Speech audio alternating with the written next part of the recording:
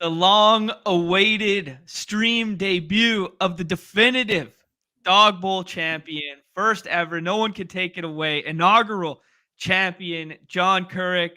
We're pleasure to have you, my friend. And there's only one way to start this off because everyone knows when everyone was signing up for the Dog Bowl, this was the moment. They were all it had nothing to do with the big check. It had nothing to do with the money. It had nothing to do with Miami. This is what the people were truly signing up for. There we go. There it is. Yeah. Oh man, congratulations, my friend. So happy you could take some time out to do this with us, and pleasure to have met you down in Miami, bro.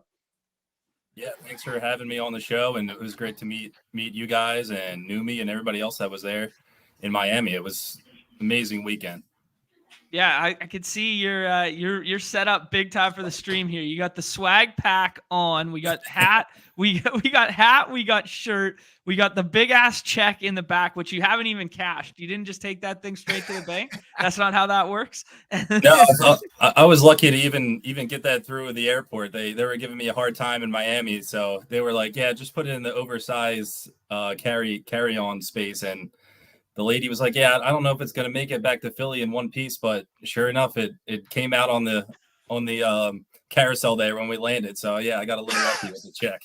That's great, man. God, that's so sick. Man. And then you got the Dog Bowl right there too. Yeah. People don't know this because the cut together video hasn't taken place and whatever. You dropped a spur of the moment hammer in your acceptance speech of this that you said you win the Dog Bowl. Now you have to get a dog. Is that what's going to take place? Yeah, I think that's the next step, right? Probably after the new year here. We gotta look into it and do our research and find the coolest dog we can. But yeah, it's only logical.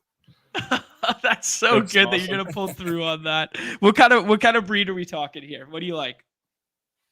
So my girlfriend Melissa is really pushing for a dachshund, a little wiener dog. So I don't know. I'm pretty open. So we're gonna have to do some research and find the coolest one that we can. That is the official breed of the depositors on the website. That's one of the first things you unlock if you're like me. If you deposit $500, that's the first new icon that you unlock on Underdog is the dashend. People. Well, I don't think with that big ass check behind John, he's doing much depositing. only to the bank, mother effer. Oh man. Walk me through. Let's start at the very beginning. How many Dog Bowls a week were you doing? Was this a goal of yours to qualify for this? Were you taking it really seriously? Walk me through you as an Underdog player and how that applied to the Dog Bowl. Sure. Yeah, so I probably found Underdog 2 NFL seasons back now. Really started on the best ball side. Got more into the best ball scene last year and definitely this season. So I guess I would label myself more as a best ball player than the weekly or daily games. But I saw the promotion that Underdog was running for the Dog Bowl each week. It was week 6 that I qualified, and if you put however many entries in, they were doing the all for 4, and you placed in the top 1,000, I think it was. You got your money back, so that was a pretty convincing deal to get me into entering the Dog Bowl qualifier. So, but yeah, I think the week that I qualified, I had put in 5 teams that week, and that was a $50 entry week, so it was a little smaller field. But yeah, I really wasn't hammering any entries before that. I think after I won, I probably took 3 or 4 weeks off from trying to get a second ticket. And then at the end, I was trying to get that second seat, but that didn't work out. But yeah, so it was kind of just the luck of the draw that week. I sitting on my recliner in my living room and Sunday morning and just fired off five into that week 6 contest. And later that afternoon, I think I went to my uncle's house and watched the Eagles game that week. And yeah, by the time I got home, I was in that top 3 and going to Miami. That's great, man. Yeah, that is good vibes.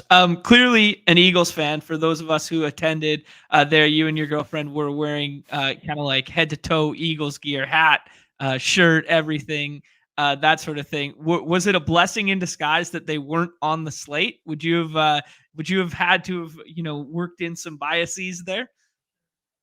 Yeah, probably. It probably worked out for the better that they were the Sunday night game that week, but yeah, that's what kind of made that whole slate unique. There was no Eagles, no Cowboys, no Dolphins, and a couple other of the guys that are usually top picks in these drafts that weren't on the slate. So it was definitely unique in that aspect. Love it. Yeah, man, it was cool to finally meet you because I've been playing on Underdog since like 2020 or when it's infancy really.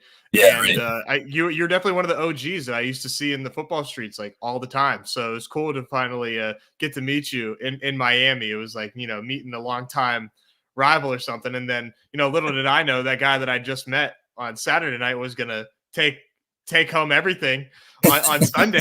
One thing that I thought was really funny is you have me wearing all of my emotions on my face, which was just like nothing but like disappointment. We have sacrilegious letting everybody know that Zay Flowers just caught a bomb from Lamar Jackson, and then there's you on the couch, and it's just like so like calm, cool, and collected. What was really going through your head? Yeah, I think I said to Overzet at one point. He was like, "Yeah, you don't look too excited." I was like, "Yeah, I probably don't show it on the outside, but yeah, I'm definitely feeling it inside right now. I was going crazy inside for sure." It was, But yeah, that's yeah. the fun of it though. That's why we were all there for that sweat. Oh yeah. Yeah, so the sweat experience itself was very interesting because you had a unique one in that you were basically leading all day.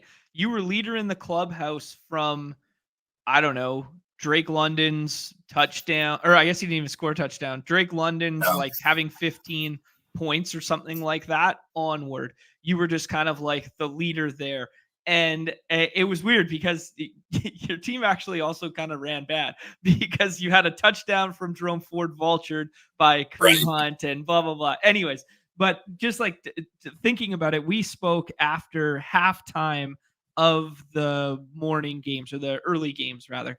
And it was like your big dogs haven't even gone yet because you had bullets in the holster with Kelsey and Ayuk, and you were sitting front and center right by the big screen. Everyone could see you, and you were leading this entire time. It was like the focal point of everything was kind of like funneling through you, and yet you didn't break. You didn't break. Somehow I didn't, but even at the very end there, we were waiting for that Bills Chiefs game to end, and I was fighting off some of the teams that had Dalton Kincaid left, and there was like 50 seconds left on the clock, and I was like, yeah, I don't want to. I want to see the kneel down first. I've seen so many crazy things happen in fantasy, losing on the last play and stuff like that. So yeah, I had to wait it out to the very end. Yeah, that end of that Chiefs game was probably the longest minute of my life, waiting for that last kneel down to happen. Yeah, especially with the Kelsey, whatever it was, the play that resulted in a touchdown where Rice was offside and the lateral play, Yeah. like having that get called back where it was like the sheer euphoric emotion of like that would have locked it up for you to like, oh shit, there's still some time left on the clock. Do you think from like a mental standpoint, would it have been healthier to be the team trailing to get there, or do you think the team leading you would always take that agony, that sweat because you're leading? Hey, in this situation, I'll definitely take it. But yeah, I think that's obviously the biggest sweat you can have when you're leading and you're trying to fight off those teams behind you who, exactly who they have. And, a couple of the guys were sitting right across from me and right around me pretty much the whole day. So yeah, it was definitely cool in that aspect. But yeah, I would take the lead again early and hold on if I had to do it again for sure. Absolutely. Let's talk about the weekend as a whole. Did it live up to your expectations? Were you pumped? what Underdog did? Were you excited about the venue, how the drafts were articulated, like how it was all done? What'd you think about just the entirety of the weekend? Yeah, everything was great. Down to the hotel booking. Shout out to Ryan Gator from Underdog. He was our lead / host for the weekend, so he did a great job organizing everything in that aspect. And then, yeah, as far as Saturday, going to Growlers for that draft event, I think everything was set up perfectly. They had the people that were in the second and third drafts off in another room, so they couldn't see the first live drafts. And yeah, in terms of the draft itself, Nez, I don't know about your draft, but I was in the first draft out of the 3, and it was super intense. Like nobody was saying a word throughout the whole 15-20 minutes that we were drafting. So yeah, it was definitely intense during that moment. But I think for mine was apparently what I heard was mine was intense, but I had headphones in the whole time, so I was just like listening to some music, just trying to feel good. I wanted to get into a good headspace and listen. And I'm always listening to music when I draft at home. So that kind of just put me in a good spot and made me feel good about my decisions. But I heard that you could hear a pin drop in those, definitely. Drafts, which is like hilarious and awesome. Like I love that was like intense. Like I'm sure your favorite part was winning all the money. I loved that competitive nature of like in person. I'm trying to beat you, and like, and then there's like that psychological factor of it, like where like I'm putting out these vibes that like I'm not sweating, I'm not nervous, I'm having fun. Like that to me was like the best part. Like in my was just like that competitive nature. We have spiritual experiences every time we win. Oh man, okay, so it's interesting that you guys say this because, like, as a third party observer of one of the few that got to watch all 3 drafts, they were distinctly different.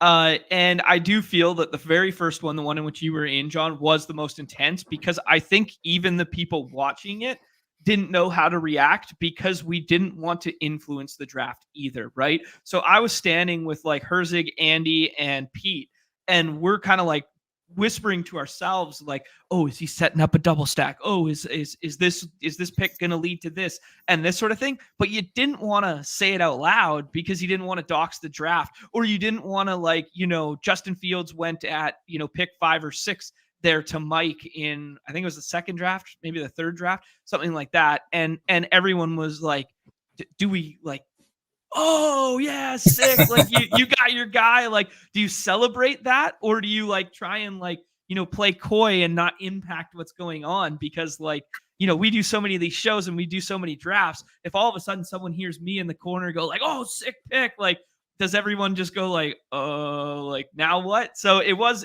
very interesting to see that. But I could definitely say that the first one was definitely the tensest for the entirety of the room because we had thought that Pete and I were going to be able to like meander around and like kind of like get some like not like interviewed stuff like video during it, but like just like some little like I don't know what the term is, like not like cameo, but like off the cuff, like just reactionary stuff. And we're like, man, we can't mess with this vibe because there's too much money on the line. And that was kind of like our first awakening to that.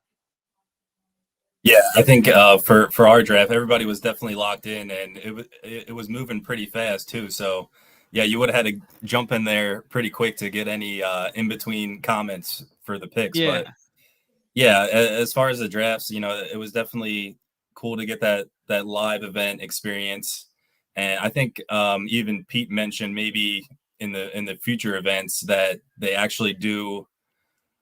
Like a live draft board, a physical draft board with stickers and stuff like that to kind of represent the Underdog draft boards that would even apply to what you're saying, John, as far as getting more commentary in between picks and stuff like that. But yeah, I mean, definitely a great experience with the live draft event. And then after the draft, it definitely eased up a little bit as far as the intensity, but yeah, we got to go into that other secret speakeasy room in the front of Growlers there.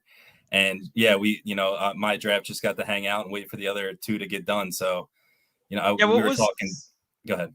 What was the vibe in the room after the draft was done, and now everybody gets removed, goes into this small area, and you guys just drafted together? Were you shooting the shit, doxing each other's teams? Were you, oh yeah, you sniped me on so and so? Like, was it kind of like that, or were people still a little nervous and whatnot? No, it was pretty chill for the most part. So I know I had Josh in my draft, JD Josh, JJ Josh.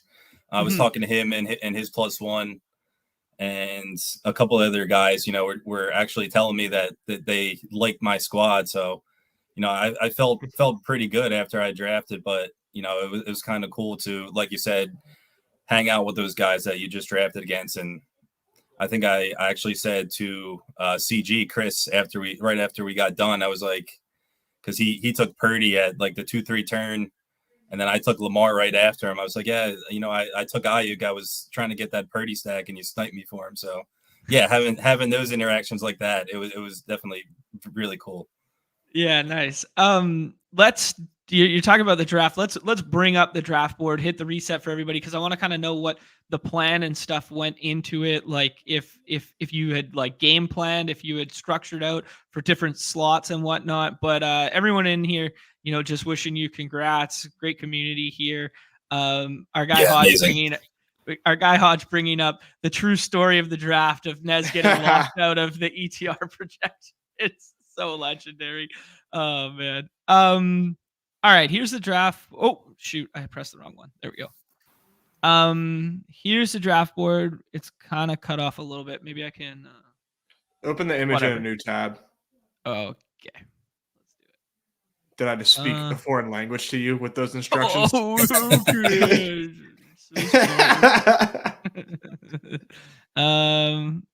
okay. Okay. Is that good? How are we looking? We got it on there?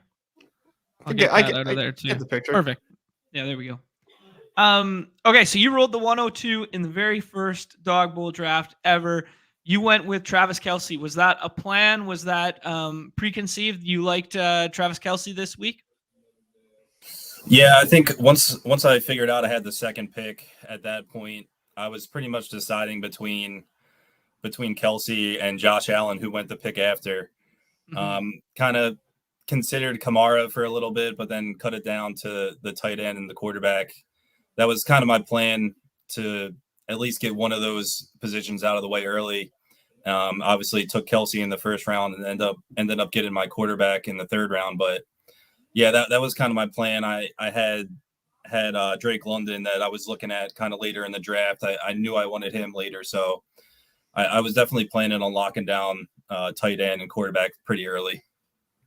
Cool. So formulating a plan around knowing you were getting Drake London later. I like it, man. No, you gotta know your guy. For me, that was James Cook. I knew I wanted James. I mean, I wanted a lot of guys, but James Cook was definitely a big target for me. So I was definitely putting off the running back position, knowing that James Cook was going to be available in these at a relatively affordable price. In your room, it looks like he went to two gun there at 41. That's about where he went in ours too. Yeah, you took him at 35 or 34, something like that. Yeah, more or less the same there. What other kind of stuff did you do the week leading up, John? Did you do a bunch of 12-person drafts? Did you build out your own rankings? What would you use in terms of like study tools and preparation? Yeah, so as soon as that slate opened on whatever it was, I think Monday night that week, I started looking at the rankings on Underdog and just started trying to set myself up and get the best idea of how it was going to look on that slate. And yeah, I definitely ran some practice drafts in the goal line stands that week. I'm sure I drafted a few against Nez and definitely saw a lot of the other guys in there that were going to the live event. So yeah, I didn't do well in that contest, but yeah, the practice was worth it for sure. Absolutely, man. Absolutely. Were your targets at the back end here? Did you want Cooper Kupp? Did you want Jerome Ford? Were they just, kind of like values that you fell into because their availability? What was the plan for the 5th and 6th round? Yeah, so like I said, I kind of had the idea I didn't want to get shut out of the upper tier guys at quarterback and tight end. So that was my main plan. And then when I got to the bottom there, I actually had one of my friends who's a big Rams fan, and he had texted me the day or two before. He was saying, you better not leave the draft without Kupp. So, that's his guy. So I texted him back. I was like, I think I like Puka a little more this week. And, just funny enough, Puka literally went the pick before I got Kupp. So, it might have been a whole different week if those picks were flipped. But yeah, I think I took Ford in the last round there. I definitely thought there was a pretty deep running back slate for that week. And I think at the very end, I was texting my friends in our group chat, and I think I had like Ford and both of the Chiefs running backs like queued up there, and maybe one other guy. So yeah, I figured Ford, he's pretty solid to get you 10 to 12 points at least. So like you said, he could have even had a bigger game with that touchdown that Hunt stole from him. But yeah, that was my thoughts at the end. Love it, man. Yeah, no, sounds like you had a pretty well thought out plan going into it, and you did some good practice reps, and then you fell on the guys that you wanted. Like, you executed the get the onesies early strategy, which is basically what Nez was alluding to all week long, that he was in lockstep with you there. And then, you felt the depth of the slate was at running back, so you just punted it till the very last pick. Yeah, no doubt. Love it. That's dope, man. That's dope. The sweat season isn't over. Best ball teams are advancing as we speak. Are you still live in any best ball tournaments?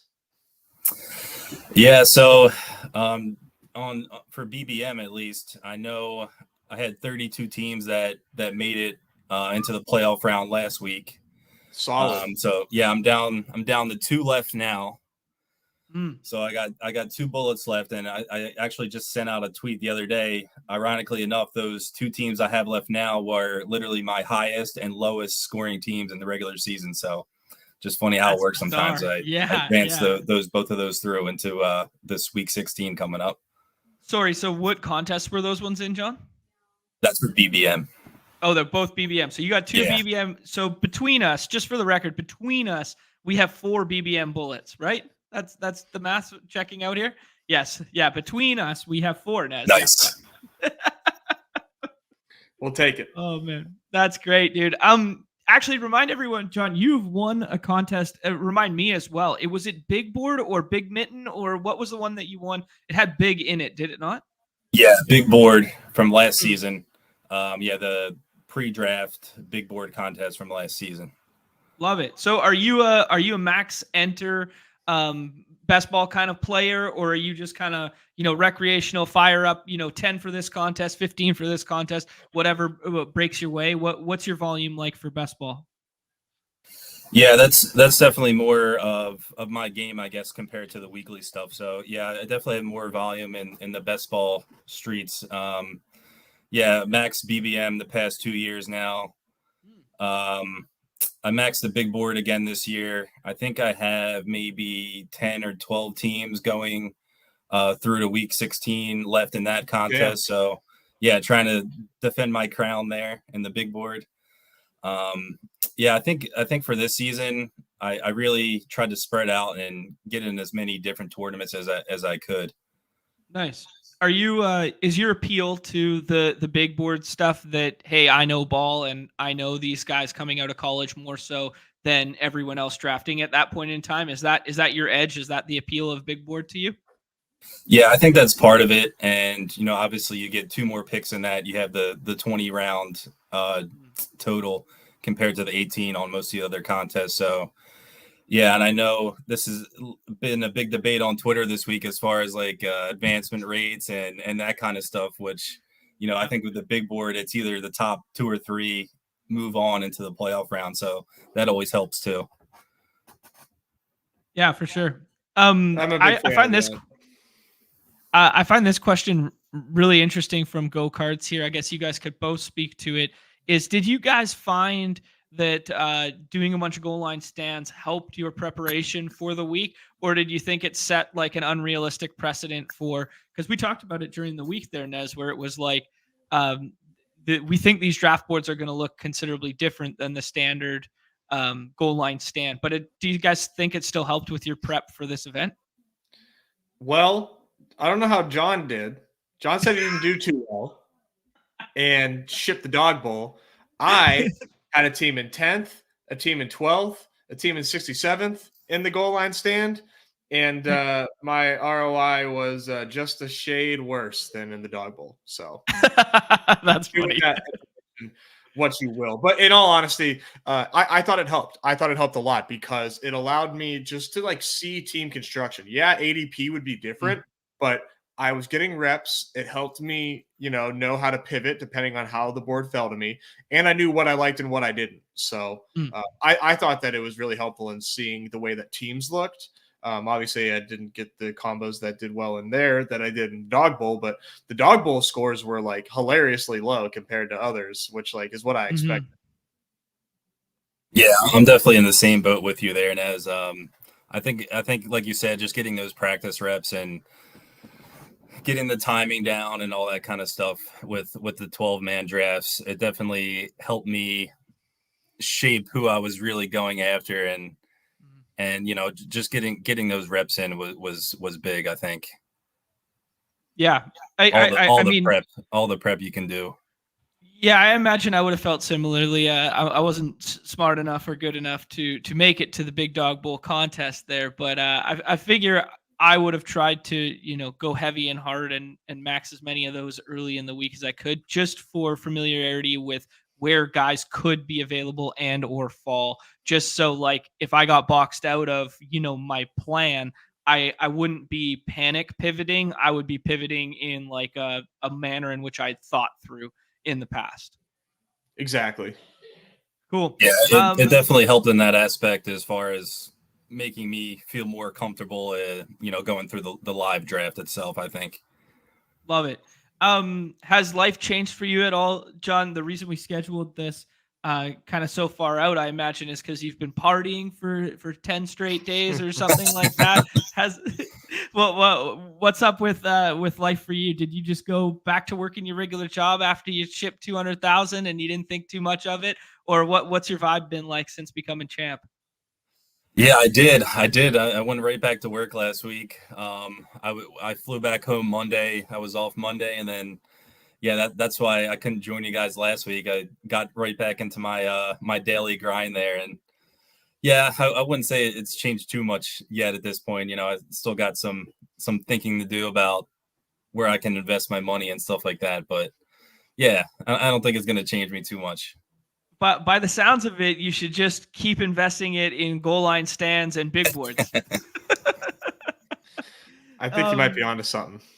That's great, man. You said invest. Are you looking to make a purchase of some kind with this money? Are you looking to what's your vibe with the money of your winnings here? Yeah, like I said, we have a couple of things that we have in our mind in the short term, like getting a dog and a couple other things. But yeah, as far as long-term stuff, I still got to do some thinking and pondering there, see what I can do to invest some of these winnings. Love it. What do you do for a day job? I work for Aramark on their supply chain team there, like a contract analyst. So a lot of negotiating with suppliers. My team is like a food service equipment team, so that's kind of our focus. Like anything you can find in commercial kitchens and stuff like that is our expertise area. Cool. Makes sense that you were cooking in the dog bowl, knowing all that information. That makes total sense. He actually supplied the bowls to the dog bowl. That's fantastic. That's fantastic. We were talking a little bit before the show about the playoff best ball contests, which are all the rage, of course, along with everything else that's in the lobby. Do you have a lean right now in these playoff best ball contests as far as certain teams that you're targeting, or is it varying week in and week out? Yeah, I mean it's definitely been changing over the past couple weeks here. You know, with my Eagles, they haven't been playing up to par. So I probably have too much exposure to the Eagles right now. But I don't know that yeah, that's it's a definitely bad thing. I changing mean, yeah, they weekly. got cheaper. They got cheaper, but they're still one of the 3 NFC teams that can actually make the Super Bowl. I don't think you should feel too bad. You know, when has being a homer ever steered anybody wrong in best ball? I mean, literally. Yeah, it's hard to get the 49ers guys now, and yeah, the Eagles are getting a little cheaper, and then probably the Dallas guys are getting pushed up the board as well. So, like you said, that's probably the 3 teams, and then maybe the Lions and the NFC that you really have a chance to reach the Super Bowl. Yeah, absolutely. Matt has a question for you here. I think you alluded to it earlier, but just refresh everyone's memory here. Was the thesis of the play with Brandon Ayuk there to grab Purdy on the way back instead of Lamar? Yeah, that would have been a tough decision. I was definitely high on Lamar that week, but you know, after I got Ayuk, it was the stack was definitely on my mind. So yeah, I was probably leaning Ayuk there, but yeah, it would have been a tough call. I might have taken the whole 30-second clock to take that one if Purdy hadn't gone at the turn there. But yeah, I liked both of those guys. Love it. Cool. I think we got to draft something with the champ, Nez. I think we need a little bit of this run good on our side. Yeah. Let's tap into the mind of Kuruc here Let's and do it. get a draft up. Where would Kuruc 711 want to find himself in the lobby this week? Would we be going playoff contest? Would we be going? Are you primarily football only guy? You don't do any of the other sports stuff?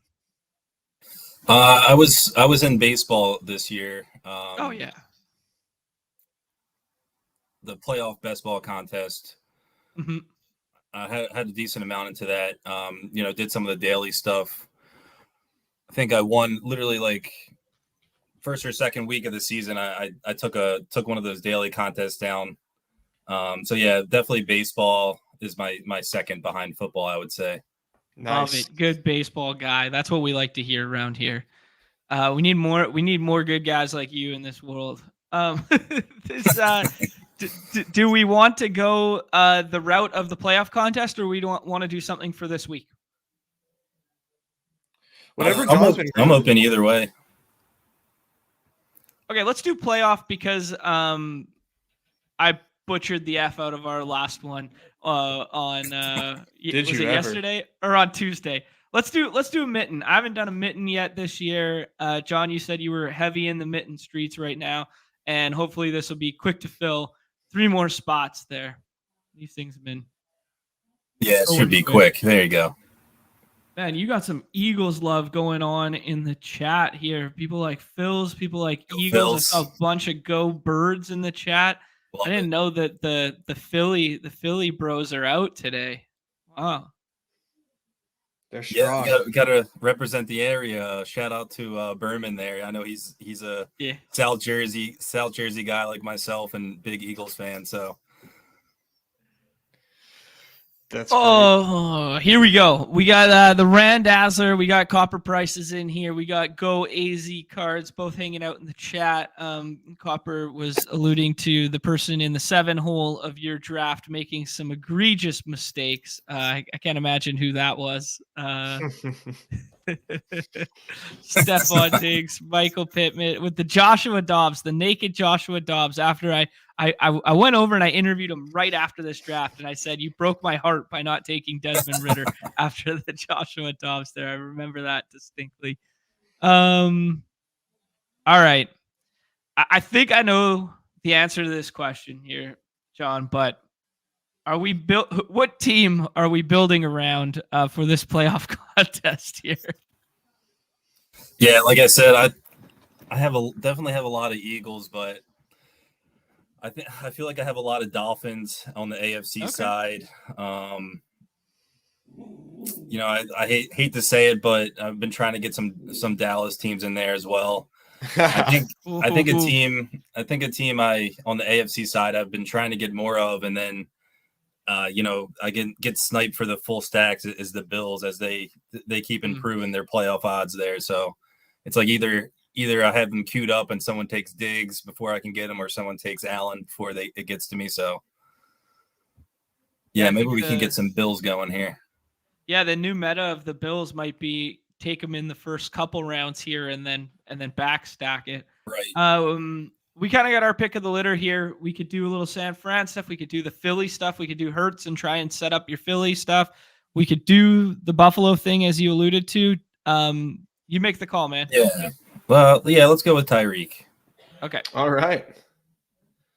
I'm kind of surprised he still falls. I mean, he's by far the best position player. I mean, you can argue CMC, but I mean, yeah, assuming that they're not getting the bye either, that's definitely big. Yeah, he can win you that first round alone. All right, Debo goes. The Hurts stack goes after. Debo goes with Ayuk. Are we going to continue Miami stuff here, or are we going to pivot to NFC side? Let's go with Kittle there. Okay, good call. Maybe that'll be our one-off 49er there. See how this plays out the next few picks. Okay.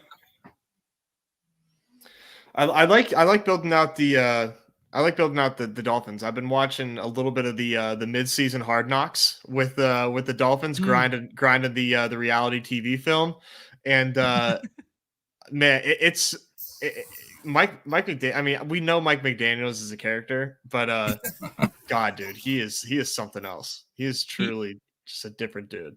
He feels like the trust fund baby that took over like the dad's company and just like came in and tried to fuck shit up, but now he's like actually good at it.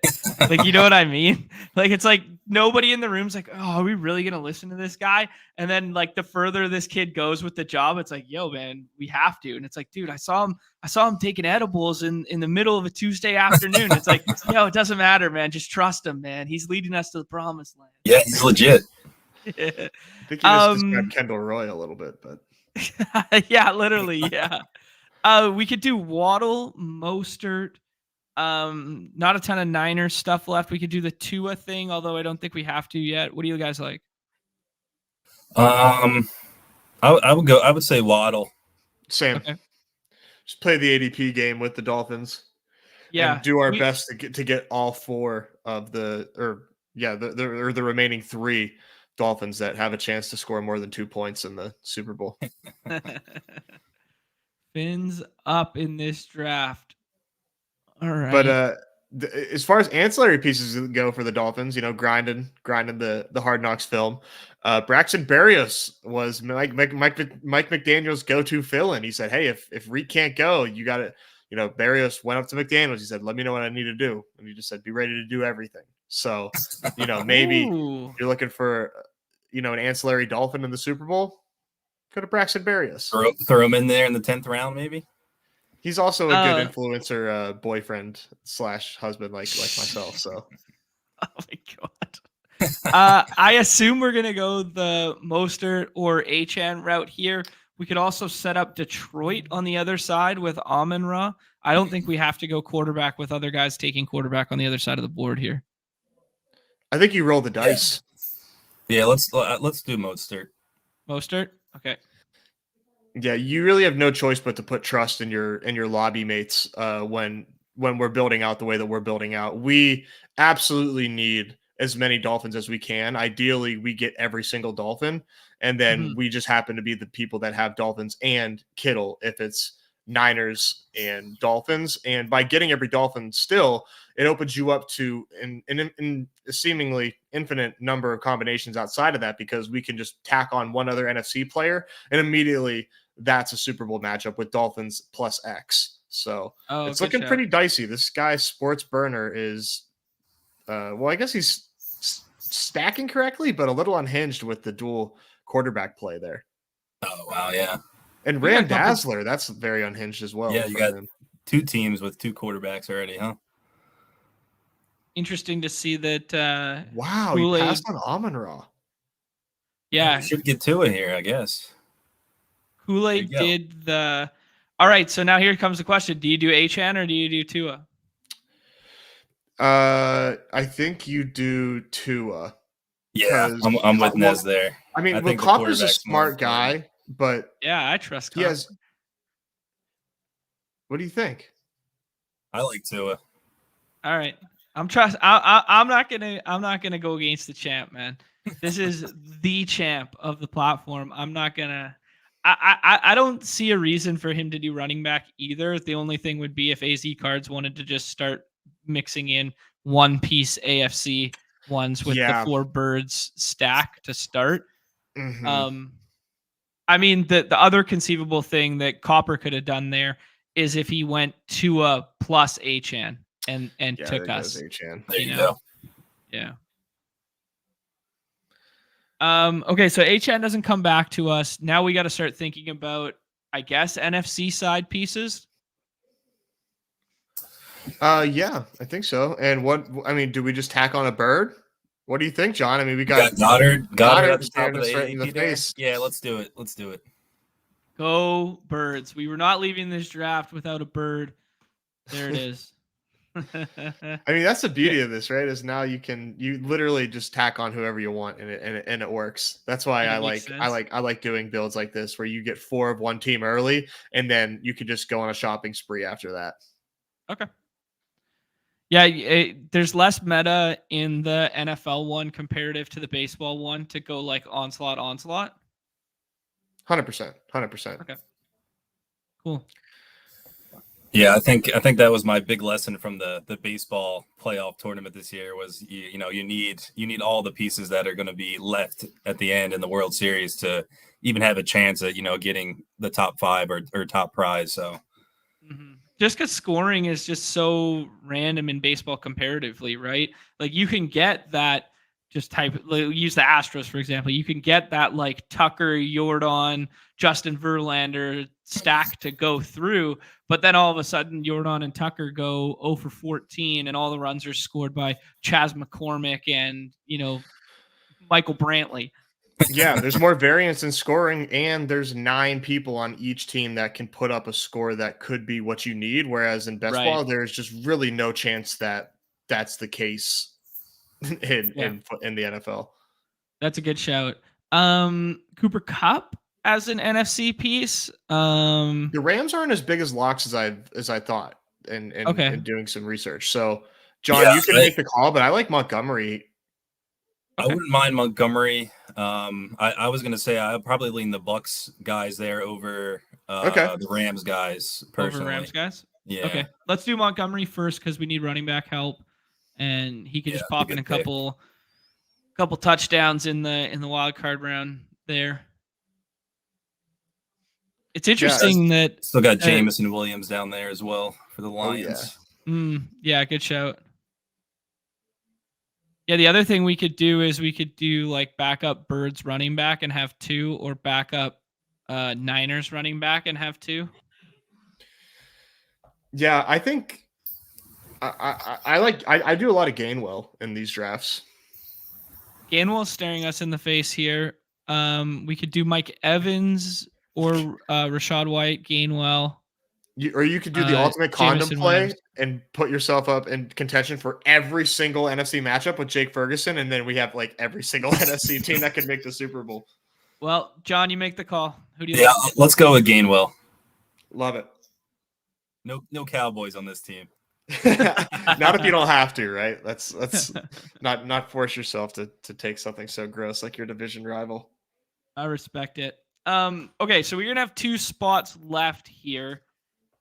Are we going to be looking for one-offs? Are we going to be looking to do like the 5th Miami piece with Braxton Berrios or something like that? What are your guys' thoughts? If JMO falls, I would. If I was drafting by myself, I would take JMO here. But I'm curious to see if we want to. If John wants to go in on something. Yeah, I agree with that with JMO. And yeah, like I said, I like both of those Bucks guys. Maybe even Godwin if Evans goes. Okay. And would you be happy taking $1, or would you always want to take 2 in this spot? I've been leading towards taking 2. Okay. When you take 2, is that like just to like bulldoze your way into like the further rounds, or do you, and like no judgment here, do you think that the Bucks actually have a chance to make the Super Bowl? No, probably not to make the Super Bowl. So yeah, definitely more of the first week advancement play, and if they end up playing the Birds, who knows what can happen? Maybe they win. Yeah, that game right. somehow You're looking with at the way they're playing right now. 80-point game. Do you guys want to do the Tampa Bay backstack, or do you want to do the Jameson and figure it out? I lean JMO, but I would love our guests to make the call. Yeah, we need the champ to make the call. Yeah, I would lean JMO just because we have Montgomery already. I think that makes the most sense in this team. Now the real question is, if Goff comes back to us, do we make it a 2-quarterback team? I probably would. I think I would in that case. Really? I would think I so? guess there's still a slight chance that Miami gets the bye, but interesting. He is still there. Wow. I think this is the one.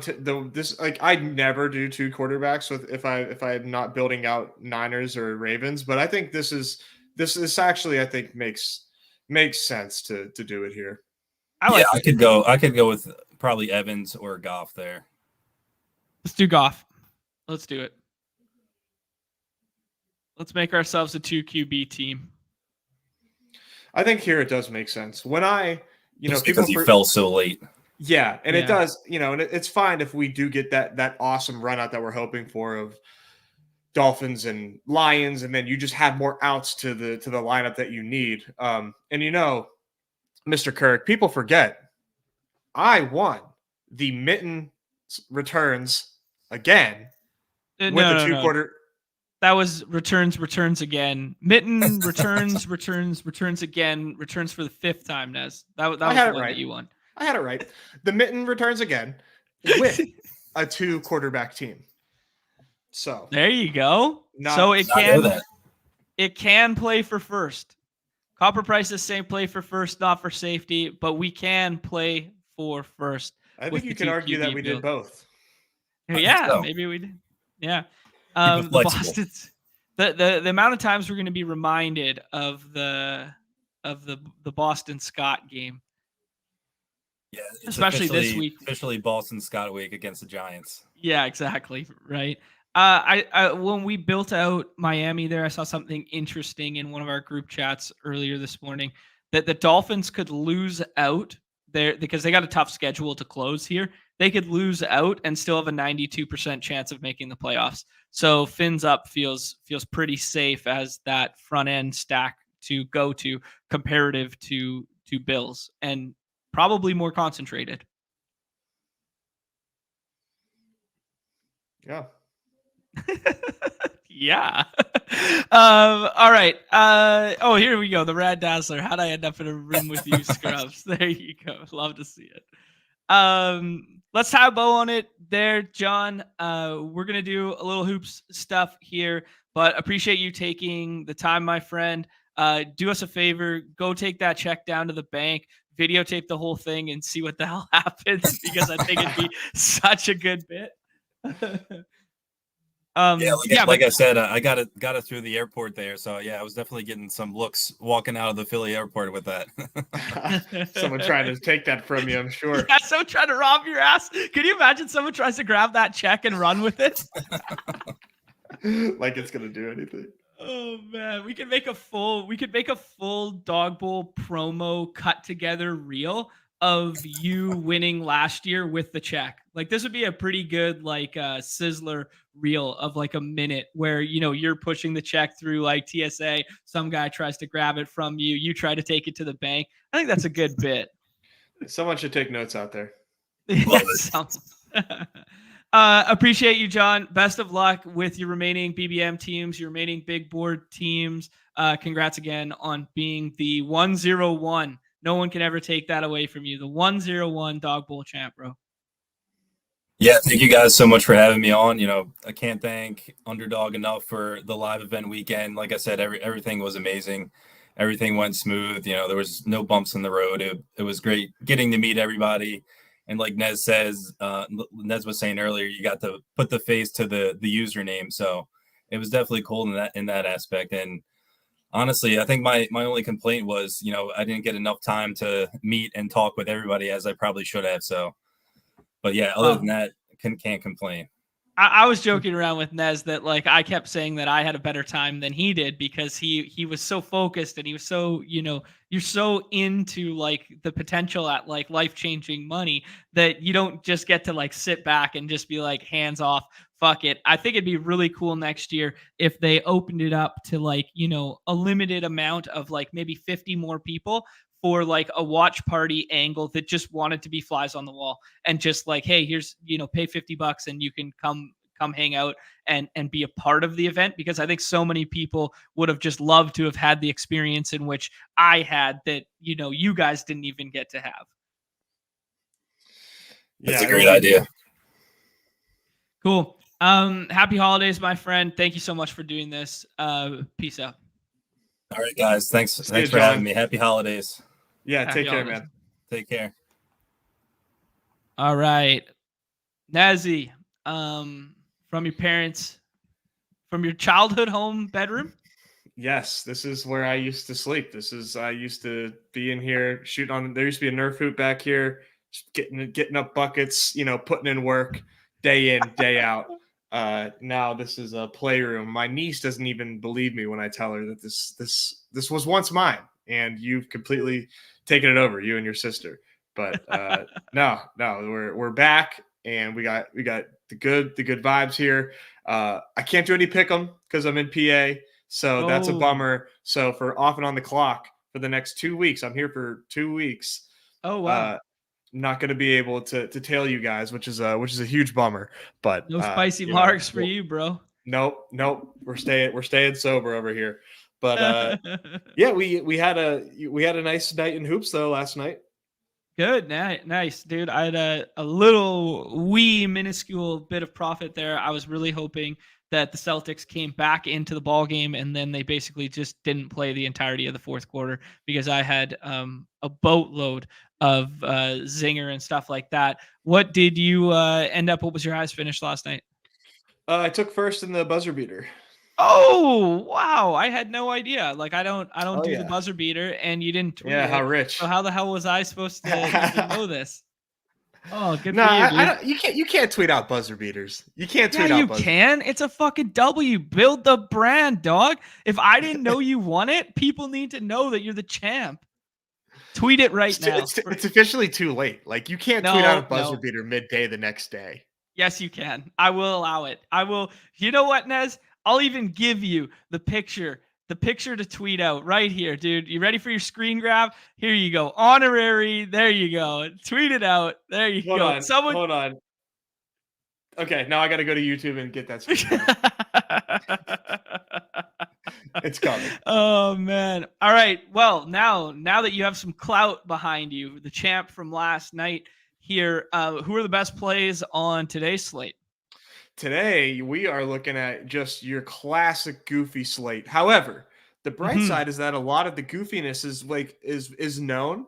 So we don't have to like guess on Q tags. We've got a lot of people that are out already.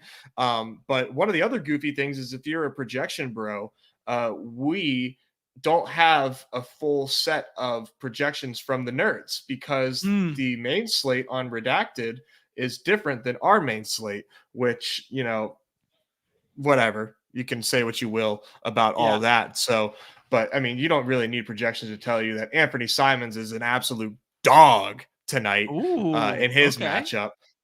So, it is what it is. It is what it is. But I like it.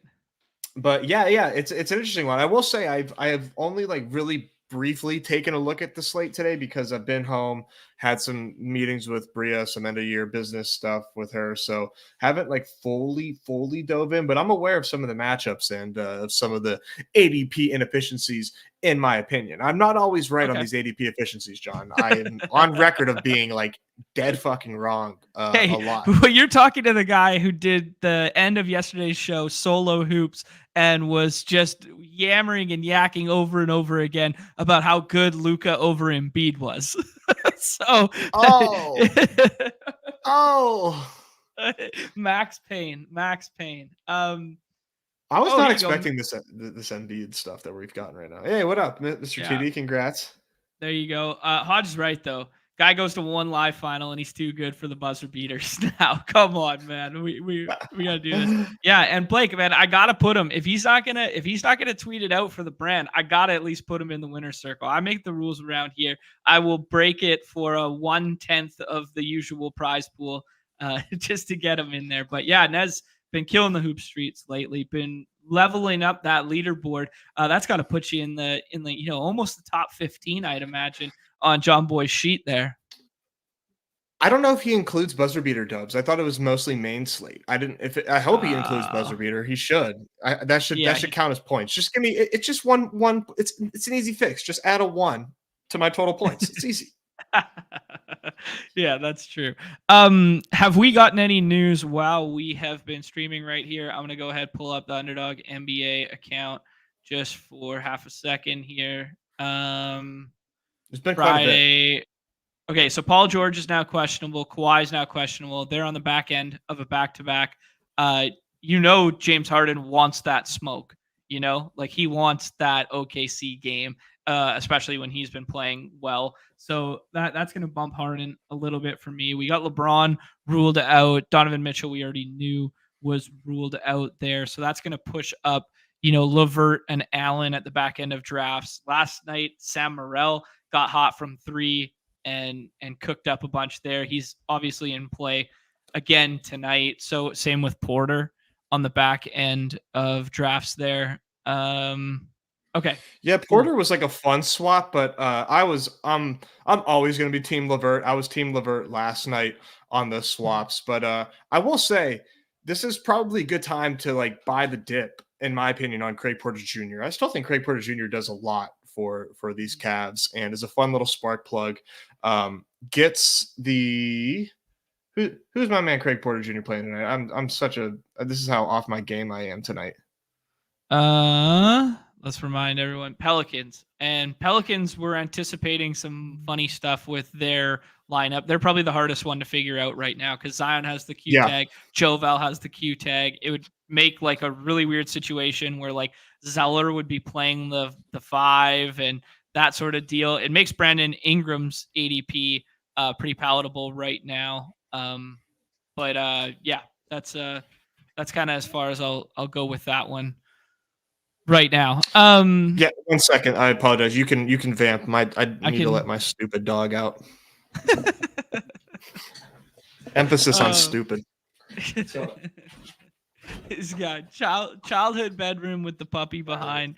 It looks like he's got is that a kid too? Is his niece chilling behind him? Holy smokes. This guy's got responsibilities for days midstream. Is your niece behind you too? I took her picture down because it was like creepy. Oh, it's like a black and white blown up. Oh. Yeah, it's like a black and white like blown up photo of her like serving face, like looking like a model, going all Vogue, but like it's creepy on a stream if it's just like behind me the whole time. She looks like from a like not in real life, but from this camera angle up here, like the Ring girl, because of the way that the black and white is framed out. It creeps me out. Oh, that's tough. That is a tough look. All right, so we got the ADQ tag. We alluded to it yesterday, how it was a real one. I guess actually, let's start with the front 3 now because Giannis had a Q tag. He was falling in some draft rooms. Not crazy. Like I didn't see him go to like the second round. Granted, I haven't done like a ton of these, but is Giannis now your 101 now that he's been upgraded to the infamous Milwaukee Bucks probable tag, which is never a certainty with Giannis, but does that make him your 101? I still don't think so. Okay. I think he's still 102 for me. But actually probably 103 to be honest. Interesting. Okay. So I you're well, buying so into. the reason I say that is because I need to see what ADP does. I'm not sure like or what draft rooms are actually doing, because I can't not take John Morant 101 tonight. Okay. Yeah, you're just buying into that Pacers stuff. He came back. He played almost full minutes. He was supposedly going to have his minutes monitored, and then he plays the most minutes of anyone He won't on play crazy Memphis. minutes, Yeah, and he then he won't play. plays crazy minutes. No, I mean, I think it's so funny, man, to think about this. Like the NBA, since Jaw's been suspended, has like low key like actually changed a lot. I mean, Okay. he How has. so? I just think it's so funny, man. He has never played a team like the Pacers, where their pace is absurd, their Mhm, defense is trash. He's gonna mhm. come into this game and like it's gonna feel like he's playing like pickup back at the penitentiary again. Like it's gonna be a free for all. Like he's gonna have the time of his life. How does John Morant not put up the easiest 55 ever? And yeah, I know the Yeah. Kings last year Yeah. existed. I know that, but like the Pacers are even like the Pacers are setting game total records in Right. in in, in Vegas. Like it's Right. it's gonna be insane. Okay. Yeah. I mean, I'm not going to push back on that. The only one thing I would say is I kind of like some of the auxiliary Memphis pieces more than I like some of the other pieces in this range. And if you're afraid of like pairing teammates and all that sort of stuff, or you're cognizant of ADP, maybe you want to be matching the top here. But I'm not going to fight you on Jaw 101. I saw enough last game. I saw enough, and then you just look at the spot, and then you throw in the fact that Miles Turner's probably. I mean, they played last night, and now he's got the Q tag. He had a Q tag coming into last night. I mean, I would just pencil like if they have Smith back and they have Isaiah Jackson, I would just pencil like Miles Turner out tonight. So Yeah. I mean, that he was dealing obviously, with bilateral hamstring soreness and, right? Yeah. just played last night. Hamstrings are sore. Yeah, I can't imagine they let him go out tonight, but, we've been wrong before. Yeah. As recently as yesterday with Donovan Mitchell. I mean, um, God love you being on an island there. I mean, it was a great bit, right? Like that's a fantastic tweet, just like waiting for the let him know because that's so awesome that he does that. It is so good. Um, all right, so I think everyone's going to kind of agree with this front end. For me, the next guy off the board is Wemby. Wemby at the 5 is a completely different animal than we have seen Wemby early in the season, and the projection models have not caught up with it. And he has a stock ceiling that is kind of like unmatched with anyone, and that matters so much on this platform.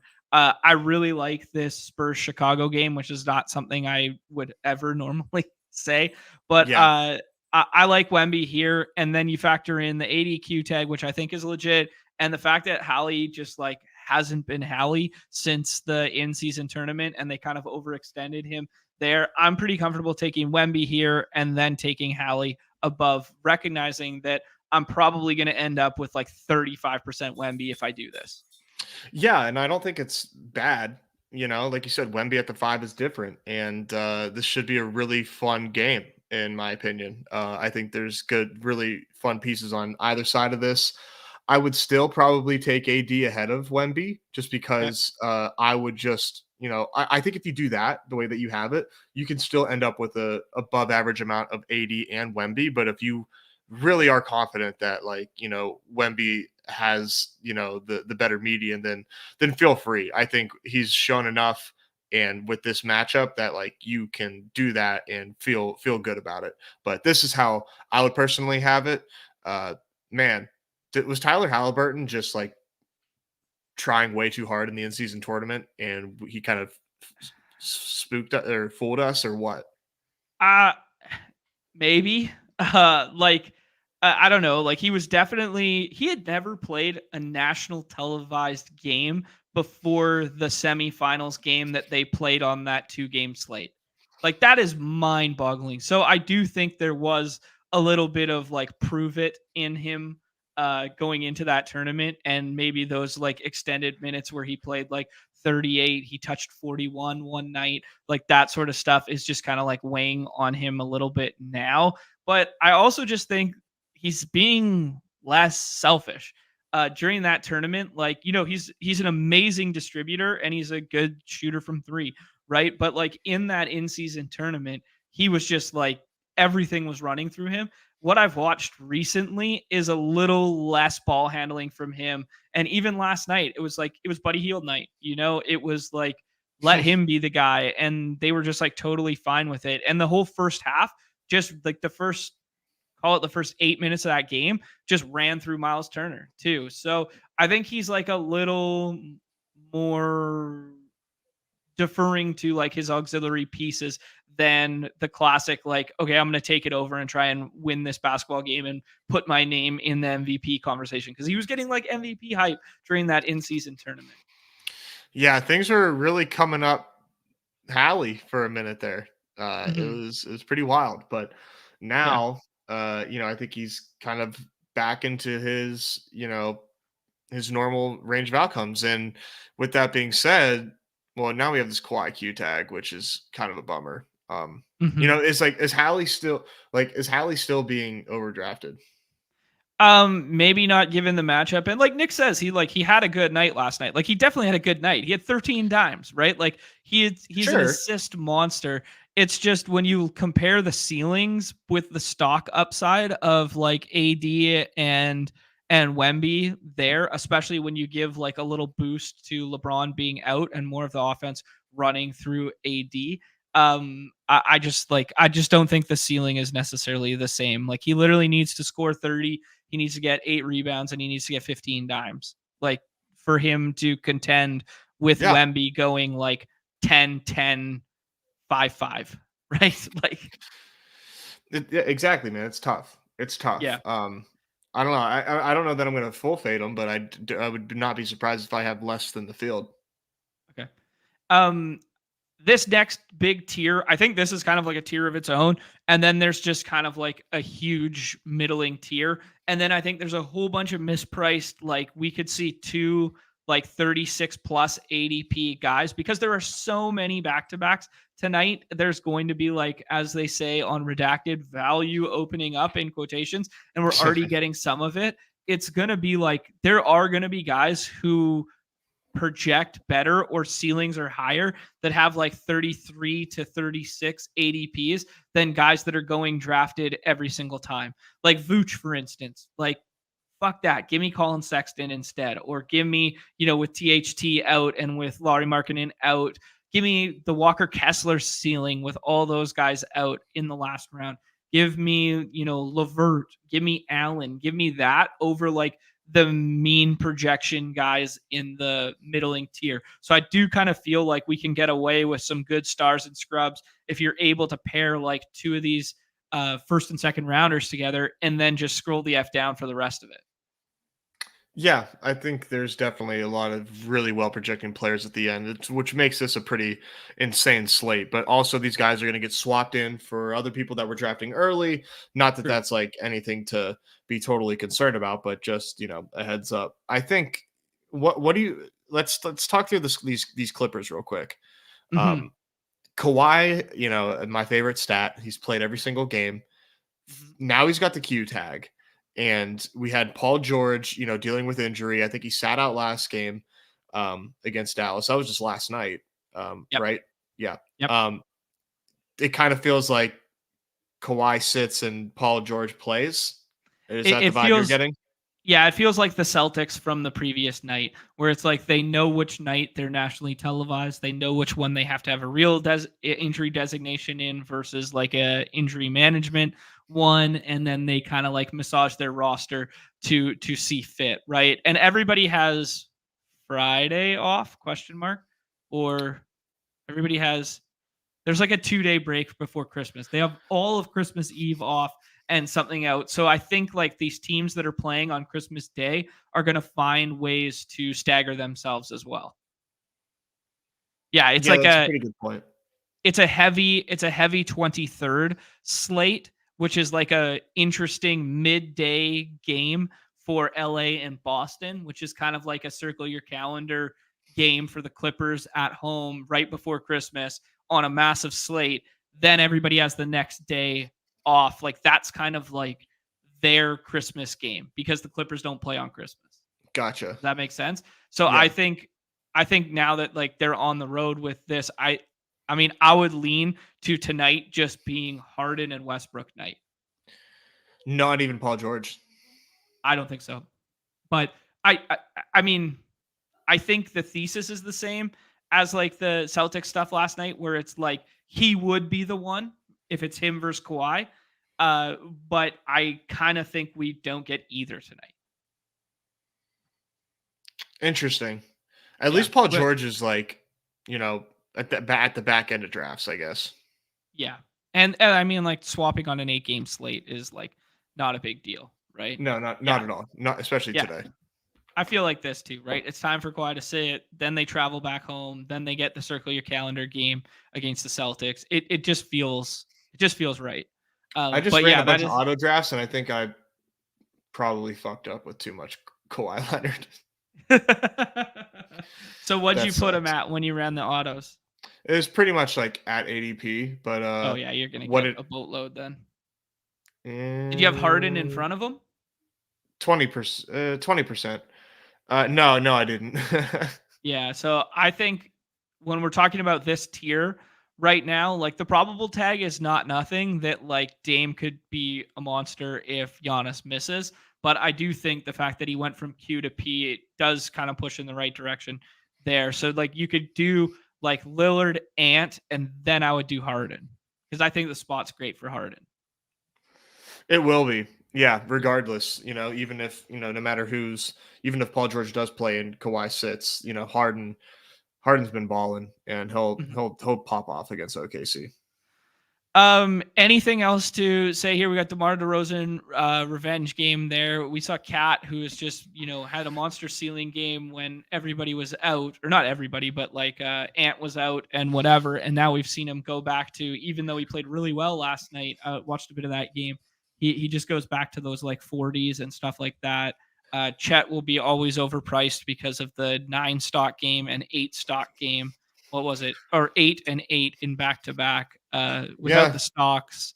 I feel like you really can't just like, I mean, you can choose to fade that, but like at the end of the day, that's in his range of outcomes. And yeah, for sure.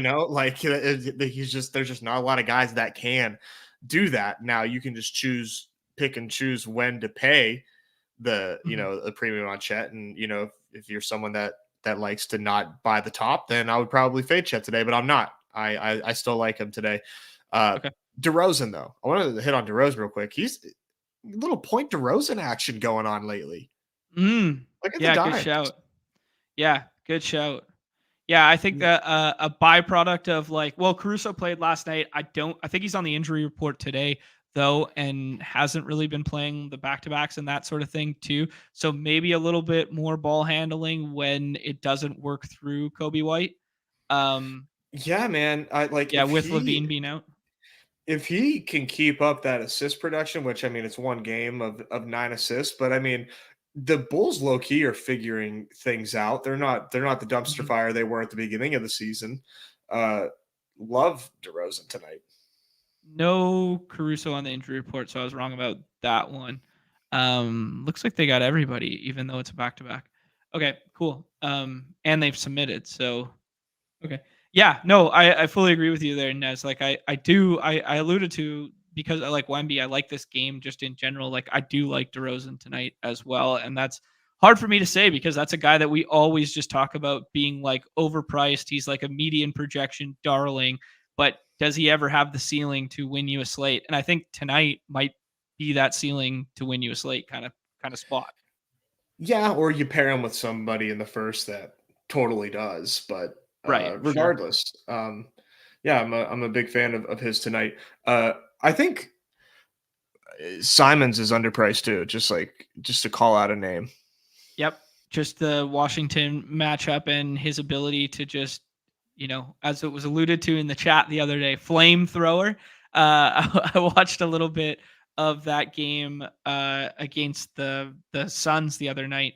on the 4-game slate, man, and he was shooting the ball with some confidence, and everything was running through him. Like, gone with Sharp, gone with Brogdon off the bench, not even mattering. Whatever. This is Grant plus Anthony's team.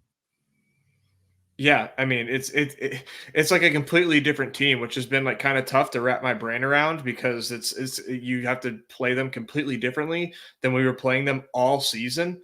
But you know, now that we've kind of got our bearings, it's you know it's pretty simple. Yeah. Yeah, just like playing guys against the Wizards, tale as old as time. Like, I love that. Yeah, I mean it's go such an easy formula. Go Cards just popped up on the midday report here with a thumb from swiping drafts too hard. You hate to see it. Sounds like you need a thumb sleeve, brother. I can hook you up with one of those what the fuck are they called? Yeah, Knit claws or something. No free ads. All right, this next kind of like grouping here with the amount of people that Utah is missing and basically no centers for Detroit. I think we'll see like Beef Stew playing the 5 and Brogdon and which one is it? Boyan? What Bogdanovich is on? Boyan. Boyan and Cade and whatever. I like Cade. I mean, it's kind of evergreen that I always fall for the Cade trap. But yeah, what do you think about this kind of like next tier here? Are you taking the Memphis guys ahead? Are you pushing up Cade? Who do you like? No, man. I like Cade tonight as well. I mean, are they not favored tonight against the Jazz? I think it's the first time in forever. I would have to see the updated line. I'll look right now. 2.5. The updated line. There you go. So that's the 2.5 favorites after the big ass shotgun was ruled out and THT was ruled out. Yeah. Yeah. So you gotta like Cade. I mean, it is what it is, man. It's a high total. It's you gotta like Cade tonight. Now for the Jazz, are you getting to Sexton pretty aggressively? I was, because here's my thought process. I think the lineup is kind of important to this because if Kelly Olynyk starts, like Walker Kessler's been starting, right? If Kelly Olynyk starts, he's like a better distributing like big, right? Like he's like Yusuf Nurkic, right? Like he's kind of like that mold of player. Whereas like Walker Kessler is like Zach Collins. He's like your traditional 5, your traditional big. And I think that's really good for Sexton if Walker Kessler starts because it opens up the avenues for assists. And I think that's a big thing. And he's going to be the primary ball handler without THT. When they both share the court, there's some like going back and forth here. I think this is a really good spot for Colin Sexton to rack up assists, given if Walker Kessler starts tonight, opposed to Kelly Olynyk. I can get down with that game theory. I appreciate it because my exposures are reliant upon you getting down with that. Anything else to say on the Jazz, dude? No. I mean, I am gonna get to a lot of Walker Kessler though. Okay. Yeah, I mean, same sort of thing. Like the thesis of Walker Kessler is the same as Rudy Gobert in the last round. It's the same as Chet when Chet's available in the last round, and that it's like the stock ceiling of some of these bigs are what can break a slate for you in the late rounds. Yeah, and speaking of the Rudy Gobert that you just named, I got a lot of Rudy Gobert in those autos as well. Oh, interesting. Okay. He always projects well. He's pushed up there. Pals are a very interesting decision here. We've already got the rule out on the Cavs side here. We got Q tags on Joval. We got Q tags on Zion. Both of them going in like the 5th and 6th round. If they play and all 4 of these guys play, I'm not even sure they're that hard, like heavy of smashes to be going on like that back end. You know what I mean? Like if you get all 4 of them in, I'm not really sure. Like Q-Tag Zion sounds amazing in the 5th round or 6th round. Like, but I'm not sure that like the slate break ceiling is as heavy as if like you just take Brandon Ingram in the 4th and then you hope those other two are ruled out. Yeah, dude, it's weird because the Cavs just in general are not like a team that we are typically targeting, right? But this is like half the Cavs. Right. Yeah. There's like no Cavs left. So is this even, what do we do? What do we do? Are they going to be a bad defensive team? Are they going to get the doors blown off them and the Pelicans don't even play in the fourth? Kind of fading Joval. We haven't seen a Q tag on Joval, at least in my recent memory. So kind of fading Joval. I think McCollum just makes a ton of sense. Okay. Yeah. So just buying like the cheaper price point between BI and McCollum and getting like some 4th round McCollum to run the offense through him kind of deal tonight. Yeah. That's kind of where I'm at. Yeah, cool. I like that. Joval's been incredible, but this is the first real Q tag we have seen from him this season. So, yeah. And he played big minutes last game. I'll jump back to the platform here because we had what the hell? Why am I blanking? Zion get in foul trouble early last game. So even though Zion was in, where'd the Valanciunas one go? Even though Zion was in, so that Charlotte game, Zion was out. He gets 37 minutes. Then he plays 23, and that I can't remember what happened in the Spurs one, but I imagine they just blew them out and then pulled starters early. And then this Memphis game, he still played 32 minutes or almost 33 with Zion back because Zion got foul trouble early and basically didn't play the entirety of the first half. He only played 4 to 5 minutes, something like that, right? Yeah, and they still blew that lead. Yeah, wild. I think Harden's going to be my favorite play on the slate today. Maybe you could talk me into some 6th round Russell Westbrook if that goes as according to plan, where like George and Kawhi sit. But even if George plays, I think Harden in the 2nd round over that tier that we kind of already alluded to is probably my favorite right now. Yeah, that Harden play looks really nice. No matter what happens tonight, like I said, I think Harden is just like underpriced, and we are, we're just enjoying the benefits of the market, not respecting the new norm of the Clippers right now. Yeah, I love the way you articulated that. Memphis being favorites this time. This might be another time that it's the first time they've been favorites. We kind of hit on this Bulls game a little bit. Keldon Johnson's free at the back end there. I think the Spurs injury report added Vassell to it, or Sohan added one of the two while we were streaming here. Spurs added Devin Vassell questionable with an illness to it as well, and then made Keldon Johnson probable. Keldon Johnson in the 6th round feels pretty nice. Yeah. Yeah. Big time Keldon Johnson guy over here. Especially if you get the Vassell sitting situation, right?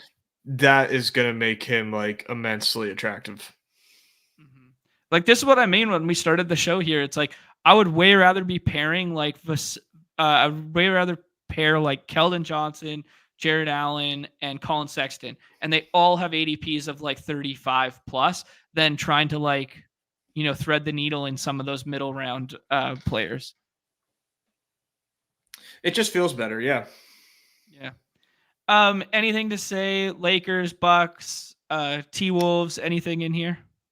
Well, I mean, Bucks, baby. I mean, they're on the flow chart, so yeah. Little Paolo guards on the other side. I mean, yeah, even just like the mid-range guys, like, Paolo, Wagner, like I'll take anybody, it doesn't have to be a guard. Okay. Especially since the guards for the Magic haven't, the Cole Anthony insanity run is over. So, and I think Suggs is ruled out as well. I thought I saw on my phone. Yeah, let's see. Yeah, that might have not updated here. I'm looking for Orlando. Fultz is out. Suggs is questionable, sprained wrist on the official injury report, but that's an hour ago at 2:30. Okay. So if you're looking at the Underdog one, it's probably more recent than that. If Suggs is ruled out, Cole Anthony needs to be like a 4th round pick. 4th round. Okay. I like it. There we go. This is the exact same thesis again. We're plucking guys that don't have ADPs and throwing them into our player pool today because there are so many back-to-backs and there's so much quote unquote value opening up. So yeah, This I love is your that. slate, man. This is you can finally scroll down and have it make in sense. hoops. Yeah, Scroll down in hoops, baby. It's a great time to be alive. I'm gonna add him to my old player pool there. So and then go ahead. I know. I just say I went to Twitter to see what Underdog's most recent update was, and I ended up with this right in front of my face here. Oh man, he just got married. Tyreek, man. Oh my god. Well, you remember the interview with him like earlier this year where he said when his career's over, he wants to be a porn star, right? Yeah. He's starting early, dude. I mean, I think they snip you for that. I don't know if he's going to be down with that. I think he just likes to like imagine the NFL 25 years from now and it's just like a bunch of 5'6" speedsters and they all have different last names and we're like, who the fuck are these guys? They're totally breaking the league. Where did they come from? And they all have that bright smile of Tyreek Hill on them. They're all like Cheetah 1, Cheetah 2, Cheetah 3. This revelation of NFL football is amazing. Holy shit. Oh man. So Lakers, no LeBron. AD isn't rolled out, so he's gonna play. Oh man. Are you who's the play here from the Lakers? I think it's D'Lo night. I feel like we've talked about this quite a few times that I think they look for offense when Point LeBron's out with the starting unit from Point D'Lo. And those are the big nights that they get is like when everything runs. We saw this game against the Spurs where LeBron was out and it was AD versus Wemby and it was just D'Lo running the point and dropping it down to him over and over and over again. So I think there you go, another 6th rounder that I like in D'Lo. Yeah, I'm with you. Sorry, I don't mean to cut this segment short, but what do you say we get in a draft? Because I do have to. Absolutely. Let's do it. Dealer's choice. Dealer's choice. Let's do the $5 so we can do some fancy scrolling. Yeah, let's run into some auto drafters. Yeah, these guys don't know what's going to come their way. We're going to build out some correlation matrix that they have no idea what's going on here. I think I think my buzzer beater team was actually hand built, so that feels good. Hopefully, I don't know if Neumy don't check confirm. That. Yeah, can confirm. I think that might have been on the plane. I entered a bunch of drafts before I hopped on my flight to Pennsylvania, and the Wi-Fi was doo-doo, so I couldn't. So I felt bad. I wasn't auto drafting like anything, so I was timing out on tons and tons of drafts. It was very, very unfortunate. But yeah, I think that one might have been built by hand. Love it. Hand builders finding a dub. Score one for the good guys. You love to see it. Yeah, I was gonna ask. Do you have any, like you said, the Simons one already there? Do you have any Brogdon love or anything like that? Because he hit or Scoot played well last game. Just where like they start tonight because we're missing Sharp. I guess that's a good point. I don't know, man. It just really feels like it's like Brogdon's time came and went, and it's weird because I still think that he's good. Like, I don't know that maybe Neumy stats can tell me otherwise, but I swear he's not bad. So like I don't know. Slightly, yeah. He just needs to go to a better team. Like I said, I think he would be well served on the Pelicans. Yeah, just like his role wouldn't change much though. He'd be like 20 minutes a night for or sure. Whatever. But at least he's out of Portland. Should we get crazy and scroll the F down here and have some fun? I want to hand build the shit out of this one, and I have some targets in mind. Yeah. All right. Let's take Wemby at 6 here because this is an absolute gift. Best play on the slate, falling to 6 right there, other than Ja. And then let's push up James Harden to where his ADP should be. Ooh, I If liked it. Kawhi gets ruled out and George gets ruled out, Harden should go right here. Oh man, that'd be so fun to see do it all Harden once again. Yeah, do it all Harden and do it all Russ off the bench against OKC, just trying to bury Shea. Wouldn't you love it? It would be fun to watch. I mean, I love SGA, good Canadian kid here. I don't want to see him. I don't want to see him get cooked too bad, but I want to see him get schooled by his OKC elders. I think it's a fun narrative. It is a fun narrative. Yeah. Yeah, we haven't seen the Houston Harden in a minute, so I would love for that to take place. I love that Intrius is watching and he's like, I might come off auto out of respect if I could find which draft he's in. That's so good. No, just stay on auto. It's fine. Oh, It's man. fine. We don't. I think he found it by the looks of it. Yeah, this is Nick. We alluded to this one yesterday where it's like, I do think they're keeping his minutes down because they're looking for a suitor for him. The problem is the best suitor was the Clippers, and then the Clippers made the Harden deal. And now it's kind of like, where's he going to go? Yeah. Yeah, D'Lo does know he's getting traded. That's true too. Yeah, but who would you? I wonder who says no to D'Lo Brogdon straight up. Probably the Blazers. Probably. Right? Oh No. I was about to say probably the Lakers. You think so? Well, it probably fits the team for a playoff run better to have them, to have Brogdon there. I'm not sure that the last thing in the world that the Blazers want right now is an aging ball handler because they want their youngins to handle the ball, right? That's like, why I don't know why Blazers. the Blazers. Yeah, I don't think Blazers he doesn't. That. Yeah, he's not a good fit for them. But then they would maybe take him and flip him. But does D'Lo have a spot on any team that's trying to compete? I don't know. Maybe second unit Timberwolves, but they have no assets to trade. Yeah, second unit Wolves, but Conley's nice too. Well, he's their starting point guard, it's true. right? It's true. Yeah, it's true. Yeah. Yeah, that maybe D'Lo's just second never unit. gonna find a fit. Yeah, the problem is him and Jordan Poole are so similar. Where it's like if you're the 20th best team in the league, you're the guy, him running the point feels great. But if you're trying to win something, it's just not great.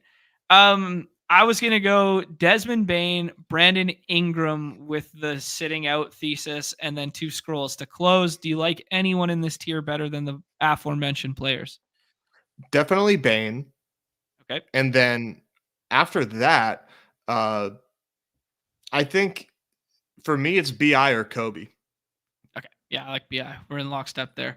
Let's do the BI one and play the thesis that the Q tags sit now that Donovan Mitchell's sitting. And then BI's new ADP is going to be 14. It should be. Yeah. We're getting ahead Jeremy of Grant, that's a hell of a... Where the hell is Grant's ADP? Probably right 20. About there. Oh, okay. Yeah, I'm fine with that. I actually don't mind Grant tonight. Yeah, I didn't remember seeing him in the queue. Yeah, some smart players are on Grant tonight for sure. Just because that offense does look more concentrated than we were accustomed to in the past there. It's gonna be a fun game. They're against the Wizards, right? Yeah. Yeah, that'll be fun. Damn, Kobe's fallen. I'm surprised he's still sitting in the mid-20s. But I like him, man. I'm not ready to give up hope on my boy Kobe because of a disappointing game where he was expected to continue to run hot. Yeah, I mean, he was sun running for sure for a stretch there. I said it yesterday's show. He was the first. He was the first player since Mike to go 40 and 10 with 10 assists, 40 points, 10 assists. Like, that's crazy, man. That's a long fucking time ago. That's a long time ago. Oh my Here we God. go. The people are scrolling, man. I'm telling you, this is how you win tonight's slate. Sexton at 24, Walker Kessler at 26. Just boss moves being made all around here. Inthrius taking your Paulo stance there. Love that. I don't know what we do if McCollum comes back here, dude. You McCollum take plus, him. yeah. It's okay. You Fuck. don't think you can do him and BI? Oh yeah, I'm totally fine with it, especially if both guys sit. Like, it'll probably be like really fun. The thing was, I wanted to scroll further. Let's do McCollum, and then I kind of like just Jared Allen here. Jared Allen feels like a good one. Did Levert go? No, Levert's buried more. You like Levert more than Jared Allen tonight? I'm probably like point chasing because like why doesn't Levert get like the minutes he deserves? I think they just prefer him coming off the bench, like and I think it's just better for the team. But yeah, I know what you mean. Like, you know, he's It's weird. 28 last night. Yeah, only 26 in a bit there. Who do you want, Levert or Allen? Levert, let's just do. We'll scroll. We said we were going to scroll. Yeah, I think for your health, you need to make this Levert. Okay, it's good Sounds for you good to to me. scroll. Yeah, he's got to get out of my system here. Yeah, exactly. I'm trying to think of some other ones down here. Like the Westbrook one's gonna be fun. I mean, Jordan Poole's definitely in play, but like it's never a fun click. I can't do that. Bobby Portis would have been a fun click if we didn't get Giannis, but Yeah, Bobby will be interesting, but that's definitely a wait and see, of course. Mm-hmm. And then who else did he say? Cole Anthony with the Suggs Q. That's another one. Wendell Carter Jr. came back last night and his minutes were like way worse than we anticipated. 23, but most of it was in garbage time. He had no points, basically like the whole first bit. Speaking of no points, Luka had 21 at half, and at the end of the 30 at 21. Fucking Luka. Yikes. What is up with these like top 3 guys? Just it's weird. It's weird. Mm-hmm. You know, like you got to take them, but you know they've been really hit or miss. Yeah, except for Embiid. Embiid is just on a league of his own here. Jared Allen goes there. Then damn, lost it. They fixed the glitch. The glitch was good for streaming. Yeah, what the hell? Yeah, the other one there at the back end was D'Lo. We saw Austin Reeves go, but then D'Lo not go. So be interesting. Yeah, I'm with you. I think I'd rather have D'Lo tonight. Yeah. Interesting there. Nick suggesting he's really into the Portland guys just pound the shit out of the Wizards. Makes a lot of sense. We've seen centers versus the Wizards cook too. So like that combination of like, you know, Grant's obviously stretch 4 and can shoot 3s and stuff like that, but maybe a little bit of 6 round 8 and 2. Yeah. Cool. They'll dominate night. Are you gonna keep this train rolling, or you No. We're gonna shut it down there. Your boy's got to do some Christmas shopping. He hasn't. Go figure. Yeah, just classic procrastinator. Well, I mean, it took till December 15th for me to allow a tree in my home. You see, unbelievable. the Grinch through and through. We will be back off and on the clock tomorrow, 3 p.m. Eastern with Pete, of course. Please do us a favor, push that thumbs up for us, that like, that subscribe, that notification bell. We would love to keep coming back here. Big shout out to the Dog Bowl champ, John Kuruc, for joining us there. Best of luck to him in BBM and the big boards there, the big board king, allegedly. Nez, any parting words, my friend? I will see you in the lobbies seldomly, not as much as I have been in the past. I'm going to really miss that rake back, but you will see me in the lobbies, and best of luck sweating out your BBM pods. Those have been dispersed, so have fun with that. Hopefully the pod advancement gods were in your favor. Yeah, otherwise I just really wanted to wave this around. There's your pod advancement gods. That's how the influencers get the good pods right there. Yeah, it's on you. I don you good pod luck. I taught you good pod luck. Yeah. I'm the only team All with right. Justin Jefferson in mind, so that's cool. Dude, that's actually so huge to have Justin Jefferson because he had the lowest advance rate of any player. So you want to talk about getting unique, man? If Justin Jefferson has like 25 points this week, you're cooking. That's I fucking need it. I need it. I already told my family that I'm $3 million richer already, and it hasn't even happened yet. You're also 200K richer. Just go steal that check from John. All right. On behalf of Nez and myself, we are the Badge Bros. Thank the good people at Underdog, everybody's favorite time on the show. The end. Peace. See you tomorrow. Good luck tonight. Bye.